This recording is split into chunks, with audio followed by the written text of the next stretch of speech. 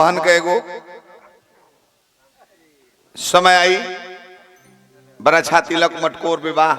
सब होके बाकी शुभकामना गीत एगो हम गाइले अनिकेत मन पारदर बड़े दुनू जने के राशि है के हतई गड़बड़ावल ठीक नहीं बड़े पुराना धुन है गोपाल राय जी कहले रहनी ओकरा पहले भरत शर्मा जी कहले रहनी कि अब तो खत्म भइल बीए के पढ़ाई मिल के उपाय सोची हाँ एक गोपाल राय जी ताजा कहले कैसे कि राजा छुट्टी लेके आवत बालन घरावा अब बाहरा से फोन आई बहुत बहुत लोग आवल हम गौने का लेकिन शुभकामना गीत है कि दुल्हा दुल्हन के उज्जवल भविष्य होके गोल्डन फ्यूचर होके जोड़िया बन रहे दुल्हा दुल्हन के जोड़िया बन रहे दुल्हा दुल्हन के समधि समधीन के नाम जोड़िया बनल रहे दुल्हा दुल्हन के समधि समधीन के नाम जोड़िया बन रहे दुल्हा दुल्हन के समधि समधीन के नाम जोड़िया बनल रहे दुल्हा दुल्हन के समधि समधीन के ओ तुझको ये शादी तुम्हारी हो सदा खुश रहो तुम दुआ है हमारी सदा खुश रहो तुम दुआ है तुम्हारे कदम रहे दुनिया सारी हो तुम्हारे कदम ये दुनिया सारी हो सदा खुश रहो तुम दुआ है हमारी सदा खुश रहो आओ ए जोड़िया बनल रहे दुल्हा दुल्हन के समधि समधीन के नाम आज सगाई होता शादी कौन गाँव होता चाचा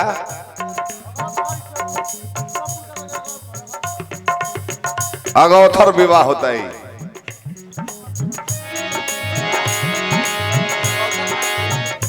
आई हमने के सगाई में जुटल बानी जा दुल्हा दुल्हन के आज भइल बा सगाई दुल्हा दुल्हन के आज भइल बा सगाई दुल्हा दुल्हन के आज भइल बा सगाई दुल्हा दुल्हन के आज भइल बा सगाई होई बियाह एक दिन हो जाई विदाई होई बियाह एक दिन हो जाई विदाई होई बियाह एक दिन हो जाई विदाई होई बियाह एक दिन हो जाई विदाई प्रभु जी की कृपा ऐसा रहे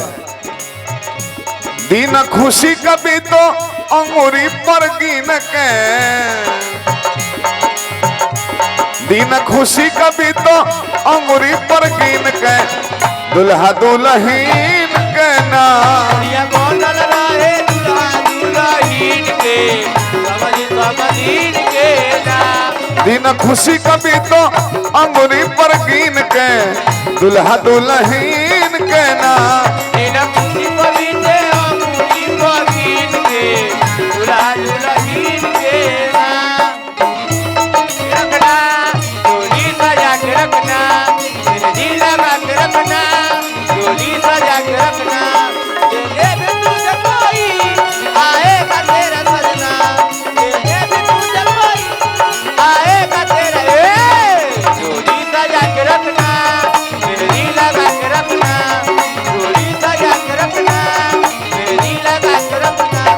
डोलिया बनल रहे दुल्हा दुल्हन के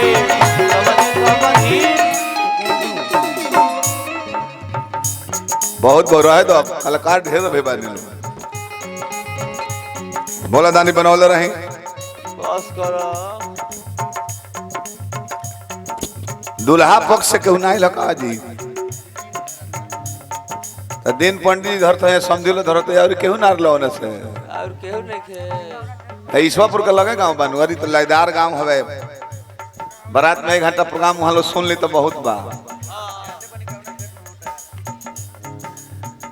पद प्रतिष्ठा भगवान बनौला रही। मनमीत बाबा गोल्डन शाही जी भैया हमने क्या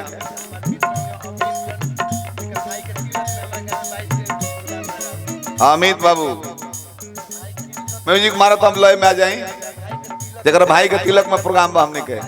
22 तारीख के। अब दूसर का हमरा लड़का के बियाह होई तो यही जैसे बियाह होई कहीं होई तो तनको लोड नहीं खे पड़ते पर जुटान कर में हमरा कह तने कह कुछ बेंजू वाला मुझको पुकारे आजा आंगन मेरी हाथों में मेरी तू ही आजा आजा आजा आजा याद याद आ रहा है आने वाला है जो ओ याद आ रहा है साजन तेरी मुझको पुकारे आजा आंगन मेरी बाहों में मेरी तू ही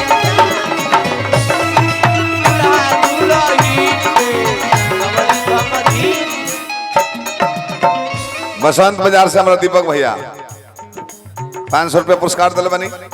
हार्दिक अभिनंदन बटे। एगो हमने के छोट भाई बड़े का नाम मोहन के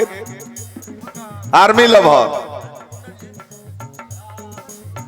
कुंदन जी आर्मी लवर का ना बड़े इकाई सब नहीं बड़े यही जो बड़न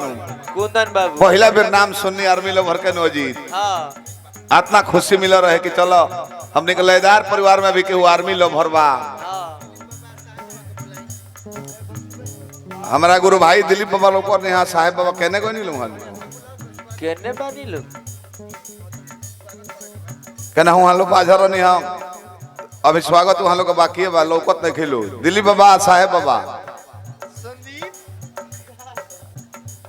हो तो मंच पर आ जाइलो जी थजटा जी के आग्रह बा हमरो निवेदन बा।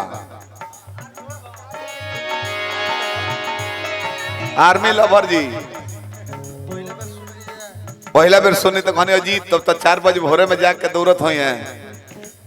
तो अजीत कहले कि ना प्रोग्राम में से चल जाइले घर खाना वाना बन जाला तो जगावे के पड़ तो